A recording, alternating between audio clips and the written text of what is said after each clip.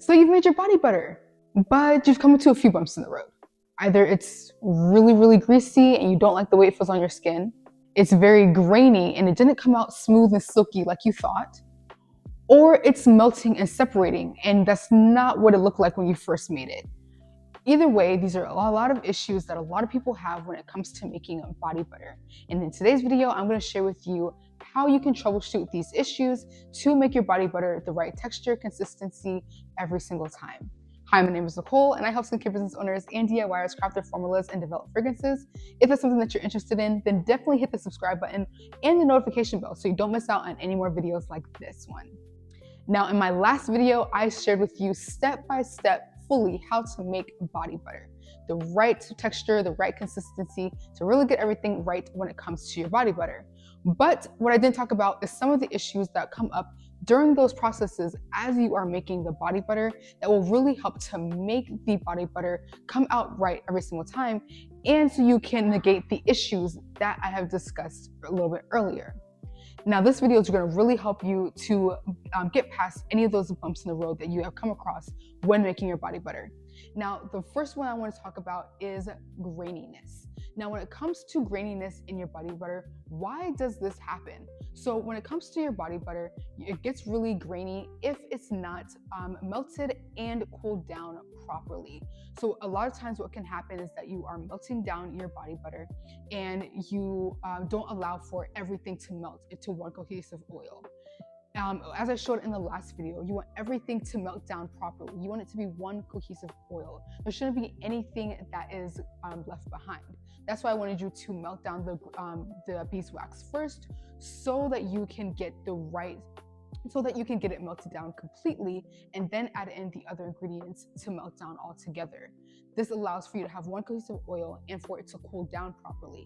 And that's going to be the next step that might be a bit of an issue. When you're allowing it to cool down altogether and you don't whip it up in its entirety and you don't allow for it to cool down in phases, then that can also cause graininess because you have hard pieces and you have the whipped cool down pieces all mixed together. So you didn't allow for it to melt down all together either. So you want to make sure that everything is fully cooled down, and that's why you cool it down in phases, right? So you allow for it to cool, you whip it up, and then you get a smooth consistency. Then you put it back in the freezer for it to harden up more, where it's all one cohesive, it's all cohesively cooled down. Then you whip it together and you start to see the fine peaks. But as you notice, as you're whipping it, you will see that there are little pieces that are still there that aren't fully smooth. So that's another issue, is not whipping it up all the way. So you want to make sure that you are whipping it up for the full amount of time. When I whip my body butter, I always say it takes around 2 to even 5 minutes to fully whip up your body butter once it's to that second cool down phase where it's a little bit hard but not a super hard consistency. At that point, that's when you're going to see it fully whipped to be completely silky and smooth. You don't want to see any little grainy pieces in there. So once you allow for that to happen, that's when you'll have a fully smooth, silky product. If you don't, that's when you'll have a really smoothed down, silky product. And that's really what you're looking for. Now, let me know if you've skipped any of those steps when it comes to making your body butter, and if that's the reason why your body butter is grainy. If you have any other tips to help with grainy body butter, definitely leave them down below so we can help each other out. Okay, now the next issue that I see a lot is going to be greasiness. Now, greasiness doesn't have as much to do about texture as it does about the feel and consistency of your body butter. And the greasiness is going to be subjective from person to person. Now, if the greasiness is something that bothers you when it comes to your body butter, there's a few ingredients that you can add to your body butter to really elevate it to help with the overall greasiness and consistency. Now, one thing that I like to do is adding in different thickeners to my body butter. This really helps with the texture and consistency of the body butter, and it also helps with the greasiness of your body butter. Now, one ingredient that I use a lot is going to be stearic acid. Now, stearic acid is a really great ingredient because it's going to act as another butter, but it's not going to have that greasy feel in the body butter. And you only need this at about 10% of your overall body butter. So it's not a lot, but it's going to really make a big difference in the absorption of your body butter, which in turn is going to get rid of greasiness. Now, this is an ingredient that I've mentioned before in a previous video where I talked about the greasiness in body butter and the difference between cetyl alcohol and stearic acid and how it changes your body butter. And really the biggest thing is that you want to pay attention to the absorption. And that's really the key to having the best getting rid of the greasiness out of your body butter. Now, another ingredient is also going to be cetyl alcohol. And it's going to be a really small beaded alcohol that is going to be made of coconut and palm oils. It's a really great ingredient that's going to not only thicken your products, but it's also going to act as a butter, act as a thickener, and it's going to give it's going to get rid of the greasiness and help with more absorption. This is a really great upgrade, I think, from stearic acid. If you haven't checked out my video on the difference between stearic acid and cetyl alcohol in your body butter, check that out because I tested the two of them in a video to see which one is going to be better as far as greasiness. And you let me know what you think and which one you think is better, when you see that video. Okay, now another really great ingredient that I truly love when it comes to the absorption is going to be IPM, and this is isopropyl nitrate.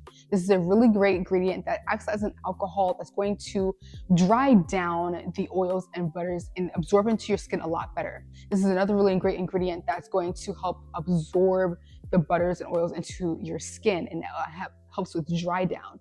When it comes to greasiness, one thing that I always like to drive home is that it's not necessarily about it not being greasy, it's about how well does it absorb into your skin. Because if it's sitting on top of your skin and not absorbing well, you're not gonna get rid of the greasiness overall for your body butter. So you want to make sure that you are adding in ingredients that are going to absorb the oils into your skin and have good dry down. Now, another ingredient you can use is going to be arrowroot powder or like tapioca powder or cornstarch. These are going to absorb the oils as well inside of your body butter and really help for it to absorb into your skin and also give more of like a luxury powdery finish to your body butter, which also feels really nice and it really helps with that greasiness and absorption of your body butters. So adding these ingredients by themselves or in a combination of the three will really give you the perfect luxury body butter and really great consistency and feel on your skin. So let me know down below if you've tried any of these ingredients in your body butter, what percentage you added it in if it didn't help your body butter, so that I can help you figure out what you're missing for your body butter to get rid of that greasiness. Now, the next issue that I want to talk about is going to be separation. Now, when it comes to separation in your body butter, this one it can be something that can be a bit frustrating because you're not really sure why your body butter separated to begin with. Now, the main thing that I noticed when it comes to separation of body butter is that you did not allow for it to whip properly. I've noticed that my body butter will separate if it's not whipped up to its full potential within the body butter. When you're whipping it up and you don't allow for the oils to fully cool down and for it to whip up properly, then it can cause a separation because everything's not all cohesive together. Now, another thing that can cause separation, and the main thing, is going to be your oil to butter ratio. What you'll notice is that if you add in coconut oil and then you have sweet almond oil and rice bran oil and you add in all these oils, it's going to bring down the temperature of your butter, and you're gonna have a really soft butter, number one, but it's going to separate a lot easier as well because it's not going to be all cohesive the way that you want it to be. Separation happens when you don't have the right ratios in your products. So you want to be sure that you are adding in the right ratios. Your butters should be around 40 to 50%, even upwards to 60% of your overall formula. The remainder percentage should be your oils, your fragrances, like adding in thickeners. That should be like the main focal point of your body butter and the structure of the formula.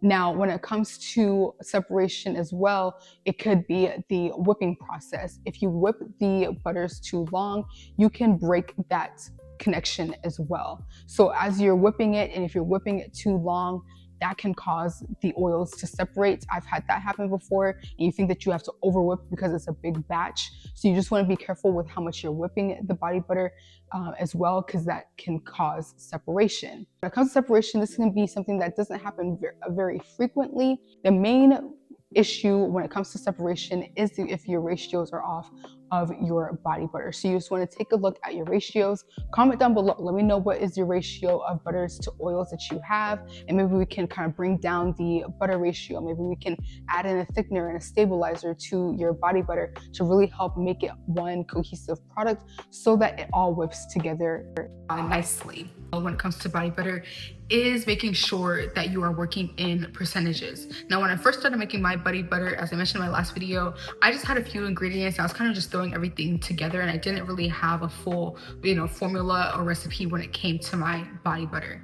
When you're making body butter, you really want to work in percentages. Percentages are going to be the key to having a perfect body butter. Now, I have a video, and I'm going to do an update on that one on how to break down percentages to ounces and grams, because it's going to be really crucial. And a lot of people don't like to worry about math, and I know it can be really confusing. It was confusing for me too, but it's a really simple process, and once you get that right, you'll be able to easily make your body butter every single time.